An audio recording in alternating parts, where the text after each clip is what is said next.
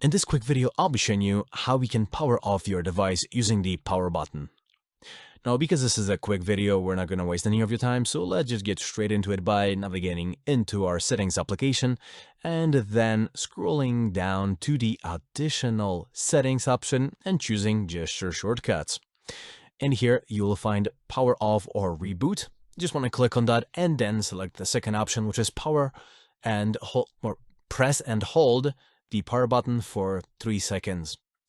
Now, when you enable this, we still get the Gemini to show up because I don't know, but if you hold longer and ignore the Gemini, which if you are signed into Google, it will start listening to you. For me, I'm not signed in, so I can just kind of talk over it and it's just going to show up with the login page.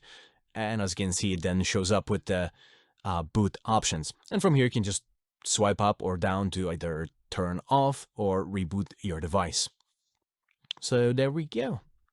Now, I hope you found this video helpful, and if you did, it would mean a lot to me if you could hit like, subscribe.